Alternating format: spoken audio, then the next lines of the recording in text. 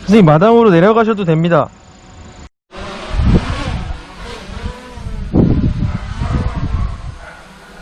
네, 뒤쪽에 전선 있습니다.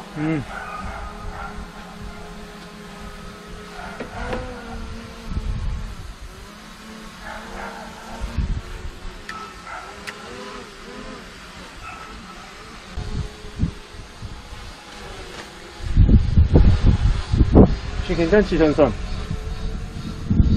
네, 전선 괜찮습니다. 높이 괜찮습니다.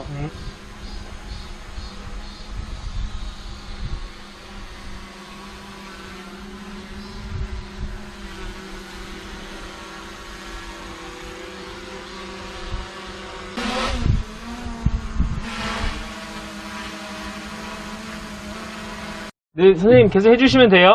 선생님, 죄송한데 예초기는 이따가 하시면 안 될까요? 네, 그거는 이따가 고속 촬영 한 번만 하려고 하는데, 그거 말고 그냥 이제 좀 동선을, 이게 풀샷이라서 여러 군데 좀 왔다 갔다 해주시는 게 더 그림이 좋거든요. 그래서 요번에는 그냥 풀샷 느낌이니까 뭐 따로 뭐 안 하셔도 되고요. 그냥 이렇게 좀 주변을 이렇게 한 번씩 다 둘러보신다는 생각으로. 네. 여기서 나오시는 거부터 할게요, 그러면. 나오는 거?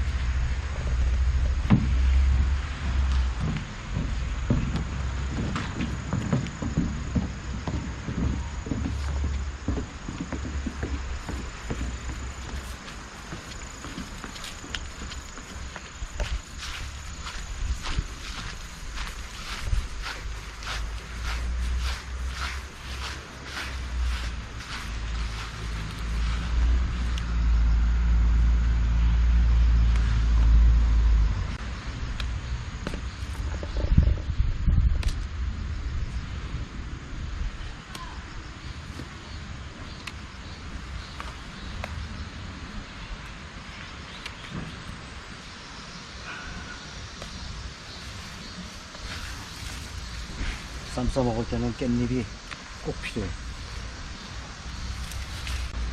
뭐 따시는 거예요? 지금요, 깻잎 따고 있어요. 깻잎이 여기 씨를 뿌렸는데, 그래서 오늘 점심에 고기 좀 구워 먹으려고 깻잎 따고 있어요.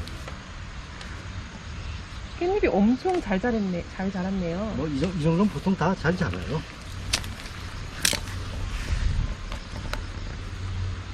심어두고 물만 주면 잘 자라요.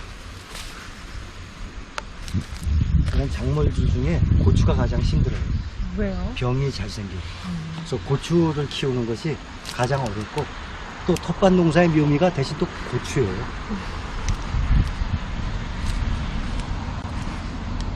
텃밭은 언제부터 가꾸시기 시작하신 거예요? 13년 정도 됐어요. 저는 이게 운동이라 생각하고 하니까 재밌어요. 그리고 작은 모종 식물을 작은 걸 심어서 이 자라나는 거 보면 신기해요. 깻잎 따시는 거 네. 조금만 딸게요.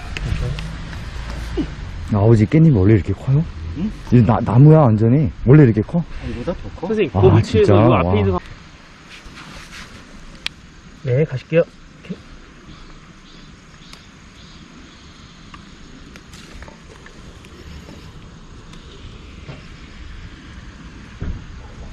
여기 사셨던 거예요? 아니 원래는 아파트에 살았죠. 몇십 년간 아파트에 살았는데 점점 나이 먹어가니까 자연이 좋아요. 또 아파트가 답답해지더군요. 그래서 처음에는 세를 얻어서 한번 적응을 해보자 하고 전원주택에 세를 얻어서 한 3년을 살아봤어요. 그 다음에 이제 내가 적응을 하는구나, 전원주택이 아파트보다 더 좋다 생각을 해서 이렇게 전원생하고 이제 앞으로 평생을 할 예정입니다. 그러면 어떤 점이 제일 좋으세요? 전원생활 하시니까? 일단 공기가 달라요. 그리고 아파트에 들어가면 답답한 것을 느껴요, 이제는. 그리고 그냥 뻥 뚫린 자연이니까. 그래서 저는 이 전원생활이 참 좋고, 무엇보다도 작물을 내 손으로 직접 길러서 먹는 그 재미가 좋고, 운동 또한 많이 됩니다. 마당 관리하면서 계속 동선이 움직이게 되거든요. 근데 아파트는 한정되어 있는 공간이기 때문에 움직이지 못하게 되죠. 선생님 혹시 오이는 어디 있어요? 오이도 오이도 따실 생각이세요? 예. 그럼 여기서 키운 거 직접 드세요? 그렇죠. 맛있어요. 직접 해서 먹는 게 싱싱해요. 마트에 가서 사 먹게 되면 아무래도 그 농약 처리한 것들이 대부분 많은데 깨끗하게 키우기 위해서 크게 키우기 위해서 농약 처리를 하는데 집에서야 내 식구들 먹는데 농약을 뿌릴 이유가 없죠. 아, 그러면 농약 안 치세요? 전혀 안 칩니다. 엄청 친환경이네요. 예. 그래서 이게 참 재밌어요. 젊었을 때는 이런 자연생활, 이런 또 뭐 꽃이나 나무가 눈에 안 들어왔었는데 나이가 먹다 보니까 이 초록색 이 자연이 또 눈에 들어오거든요. 입사하시고 전화생활 꿈꾸시는 분들 많잖아요. 그런 것도 주위에서 부러워하시는 거 뭐 많이들 부러워하시죠. 그 장단점이 있죠. 또 사람마다 생각이 다 다릅니다. 누구든지 전원생활 다 좋아하진 않죠. 전원생활보다는 아파트 더 좋아하는 사람들도 많이 계세요. 그렇기 때문에 우리나라 부동산 보면 전원주택 가격은 안 올라가도 아파트 가격은 정말 뭐 한없이 올라가지 않습니까? 그러니 수요가 전원주택보다는 아파트가 훨씬 수요가 많다는 얘기죠. 아파트에 사는 것보다 근데 여기가 훨씬 예, 저는 만족합니다. 저는 앞으로 아파트에 들어가서 살 생각 없어요. 저는 여기서 평생 살 것입니다. 진짜 좋아 보이셔요. 예, 행복합니다. 혹시 사모님도 좋아하시나요? 그럼요, 만족합니다. 저희는 여기서도 모자라서 강원도 깊은 산 속으로 또 여행도 가고 또 차를 배에 태워 싣고 제주도까지 가서 한 달 살게 하고 재작년에는 제주도에서도 한 달 살고 추자도에서도 한 달 살고 그러고 올라왔어요. 자연에서도 좋아하시나요? 예, 자연을 좋아합니다. 똑똑똑. 맞습니다. 아버지 뭐 하세요? 이거 운동하지. 아, 이게 다 어디 갔어? 좋아하는 운동.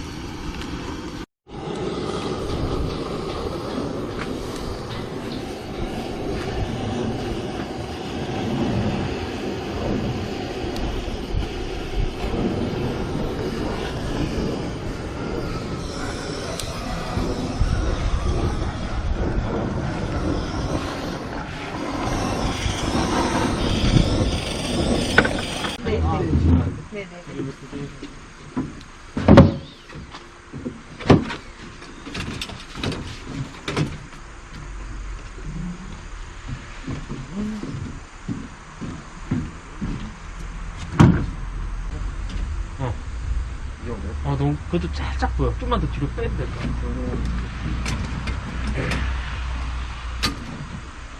그 풍경이 참 좋네요. 풍경이 너무 좋아요. 하루 종일 커피 마시면서 보고 있어도 될 것 같아요. 겨울에 눈 오잖아요. 아, 그럼 너무 예쁘겠다. 눈이 또 쫙 쌓여. 네. 또 가을에 단풍 있죠, 이 산에. 단풍이 무슨 아, 여기가요? 다 네, 돼요? 한번 다. 그냥 산들. 아.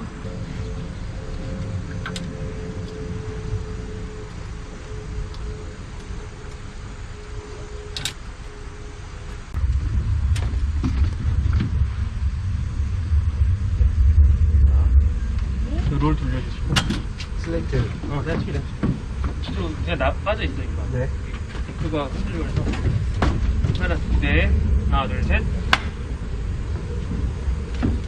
선생님, 아까 드렸던 질문을 한 번 더 드릴 수도 있어요. 그냥 처음이라고 생각하시고, 좀, 주식 잘 모르는 사람들도, 얼마를 버느냐가 중요한 게 아니라 한 달에 얼마를 저축할 수 있느냐가 더 중요하다고 생각합니다. 그렇기 때문에 내가 쓸 만큼 쓰고 난 다음에 모으는 것은 그것은 이룰 수가 없어요. 내가 얼마를 모으겠다는 목표를 먼저 설정하고 거기에 맞춰서 지출을 해야죠.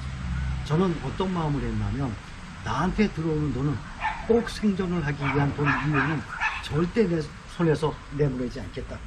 이러한 단단한 마음으로 돈을 모으기 시작했습니다. 그죠.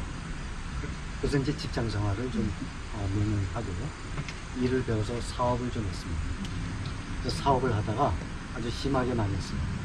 그래서 고생을 많이 했는데 그때는 하다못해 길거리에서 토스트 장사도 해봤고 택시 운전도 한번 했습니다. 망하자마자는 돈을 당장 벌어야 애들 물값이 나오니까 그때는 승용차 한 대만 딱 남았어요. 사업만 하면서. 그래서 밤만 되면 그 나가시라는 말이 있어요. 자가용 영업입니다. 그 차를 가지고 밤에 나가서 그때는 택시 합승도 가고 그랬었어요. 그러니까 택시가 모자르고 택시를 타려고 하는 사람들은 많았어요. 그래서 그걸 가지고 하루에 5만 원씩 벌어왔어요. 그러니까 자가용 영업회를 몇 달을 한번 해봤죠. 그랬더니 택시 운전하는 사람이 젊은 사람이 이런 거 하지 말고 그러면 택시 운전을 하라고 하더라고요. 그래서 저는 생각지도 못했던 택시 운전까지도 다 해보게 됐어요. 그러다가 토스트 장사도 한번 했고. 그래서 저는 발판을 다지게 된 계기가 동대문 시장에 가서 그릇을 떼다가 차에 싣고 다니면서 동네 골목 다니면서 그릇을 팔기 시작을 했어요. 제가 그걸 안 했다 그러면 지금의 저는 없었을 겁니다. 저는 그게 그렇게 돈벌이가 될지 또 제가 또 그것으로 다시 일어설 수 있을지 생각을 못했습니다. 그렇게 해서 해보니까 이게 되는구나. 그리고 요즘에는 보면 프랜차이즈라고 있잖아요. 지점들이 쫙 생기듯이 저는 인간 프랜차이즈를 만들었어요. 그래서 제가 영업을 하고 판매 활동했던 그 방법을 사람들, 영업사원들을 뽑아서 그대로 전수를 했어요. 그러니 저처럼 똑같이 판매 영업 활동하는 사람이 저 혼자 했을 때하고는 다르죠. 50명, 70명, 100명까지 늘어났으니까 수입이 극대화가 됐죠. 그러면서 수입이 불어나기 시작해서 그 돈을 가지고 주식에 투자를 시작한 것입니다. 그렇게 해서 저는 그때는 주식을 또 모르니까 저희 작은 아버님 말씀을 듣고 또 영향을 받아서 삼성전자에 투자를 시작했어요. 그래서 저는 주식 투자를 이거 샀다가 저거 샀다가 팔았다가 샀다가 절대 그러한 행동은 작은 아버님께 처음부터 들어서 안 했고 삼성전자만 샀다가 목동이 돼서 집을 살 수 있는 기회가 생기면 팔고 다시 집을 사고 다시 또 사업을 하면서 돈을 불려서 목돈이 되면 또 그걸 가지고 부동산을 또 사고 이렇게 계속 늘려왔습니다. 주식의 장점이 부동산은 처음부터 큰 돈이 필요하지만 주식은 5만원, 10만원부터도 할 수 있어요. 그래서 주식을 시작을 해서 저금통처럼 모으기 시작을 해서 불어나면 그것을 또 부동산으로 옮겼죠. 그렇게 몇 번 반복을 했습니다. 저는 지금까지 주식 투자하면서 주로 사모았지 목표 달성을 할 때까지는 사모았지 사고 팔고 행위를 절대 안 했습니다. 그것은 개인 투자로서는 상당히 위험한 투자 방법입니다. 사고 팔고를 거의 안 하고. 예, 저는 지금도 사고 팔고 거의 안 합니다. 주로 사기만 합니다. 그렇게 해서 장기 투자 위주로 가지고 갑니다. 개인 투자자들은 꼭 그렇게 해야만 빛을 발할 수 있지 많은 사람들이 주식시장에 들어와서 짧은 시간에 많은 돈을 벌려고 생각하는데 그거는 상당히 잘못된 생각입니다. 또 잘못 알고 시작하는 것입니다. 주식은요 천천히 오랫동안 불어납니다. 쉽게 사고 팔고 하게 되면 내가 투자했던 원금 나중에는 계속 점점 줄어들게 돼 있어요. 또 외국인과 기관에 비하면 자본도 모자르고 정보력도 모자르고 조직력도 모자르고 어떤 면으로든 다 모자릅니다. 그러한 개인 투자자들이 어떻게 쉽게 기관이나 외국인들에 비해서 몇 배나 많은 사고 팔고 행위를 합니다. 그것은 올바른 주식 투자 방법이 아니라고 생각합니다. 그때 당시에 주식을 사 모으셨잖아요. 그렇게 해서 뭔가 꿈이 있으셨나요? 그래서? 예. 저는 남의 집살이 서름을 많이 받았습니다. 집 없는 사람은 그런 서름 많이 받거든요. 저는 결혼을 할 때 50만 원에 6만 원짜리 월세방부터 시작했습니다. 서울의 아현동의 이대 입구 건너편에 전보는 집들이 많이 있었어요. 거기에 방 하나 얻어서 50만 원에 6만 원짜리부터 월세 생활을 시작했어요. 그리고 50만 원을 또 모아서 100만 원에 6만 원짜리 단독주택에 반지하 월세방으로 갔는데 층고가 낮으니까 장롱을 이렇게 열어야 되는데 높아서 못 들어가니까 눕혀서 이렇게 열면서 생활을 했었죠. 이렇게 눕혀서. 그렇죠. 이렇게 열었죠. 이렇게 열어야 되는데 장롱을 눕혀놨으니까 이렇게 열었죠. 그러니까 제대로 뭐 옷이라든지 뭐 이런 걸 넣지를 못했죠. 그러한 불편이 있었지만 저는 그 불편이라고 생각을 안 해왔어요. 그리고 가난하게 시작을 했기 때문에 내 집 마련의 꿈이 저는 정말 절실하고 컸었습니다. 또 내 집에 없는 분들은 다들 공감을 하시겠지만 내 집 마련이라는 게 없는 사람들의 가장 큰 첫 번째 소원 아니겠습니까? 그래서 저는 주식을 모아서 목돈이 생기는 대로 저 소원을 이루는 거지. 집을 샀습니다. 또 목돈 마련하면 또 집을 샀습니다. 그렇게 해서 부동산을 좀 가지고 있는 습니다. 되게 좋은, 지금 와서 보면은 좋은 선택을. 예. 선택은 잘했다고 생각합니다. 그러면 지금은 이제 이렇게 여유롭게 살고 계신 것 같은데, 그럼 그때는 집 한 채 마련하시는 게 그냥 꿈이었어요? 그렇죠. 그러면서 정말 열심히 일을 했어요. 저는 달력에 빨간 글자 싫어했습니다. 대부분은 달력을, 새로운 해의 달력을 보면 공휴일이 며칠인가, 연휴가 뭐 언젠가 이런 걸 보는데 저는 그때는 사업에 미치어 있었고 빨간 글자는 회사 문을 닫는 날이에요. 그럴 때는 저는 우울했습니다. 또 심심했어요. 한창 돈을 벌 때는 달력에 빨간 글자가 싫었어요. 저는 월요일이 제일 좋았습니다. 또한 지금은 돌아가셨지만 현대그룹의 정주영 회장님, 그분의 책 보면 80년대 말에 이런 책을 만들어냈어요. 이 아침에도 설레임을 안고라는 책이 있습니다. 그거를 읽어봤더니 동기부여가 많이 되더라고요. 쭉 읽어보니까 중간쯤에 이 책의 제목이 왜 이 아침에도 설레임을 안고인가를 알게 됐습니다. 그거는 많은 분들이 알고 계시다시피 새벽에 일찍 일어나서 걸어서 회사까지 출근하는 걸 알고 있습니다. 아침마다 그날의 새로운 일들이 펼쳐지는 것에 대해서 또 사업에 대해서 아침마다 설렌다고 그러시더라고요. 저 또한 열심히 일을 할 때는 아침마다 설레었었어요. 그날 돈을 벌기 위해서. 그러한 마음으로 일을 하다 보니까 빠른 시간에 목돈이 마련이 되더군요. 돈이 인생 목표의 다는 아닙니다. 그러나 행복을 찾기 위해서 그 중간 과정에 돈이라는 것은 필수 요소로 꼭 포함이 됩니다. 그런데 사람이 돈을 벌 때까지는 돈이 다인 것처럼 생각을 하지만 이미 어느 정도 이루어지게 되면 돈이 다가 아니라는 것을 느끼게 될 거죠. 인생은 돈이 다는 아닙니다. 그러나 내 집 마련을 해야 될 사람, 아직 먹고 살아야 될 사람, 노후 준비가 안 된 사람한테는 돈이 가장 중요하다고 생각을 하겠죠. 그럼 지금은 이제 여유롭게 살고 계시지만 과거에 과거에 이제 힘들게 어렵게 하셨을 때 좀 지금 떠올리면 좀 슬퍼지는 그런 에피소드 같은 게 좀 있으세요? 예. 네. 한참은 가난할 때 매년 11월 말이나 12월 초면은 사람들이 김장을 합니다. 요즘에는 김장하는 세대가 아닌 경우가 많아요.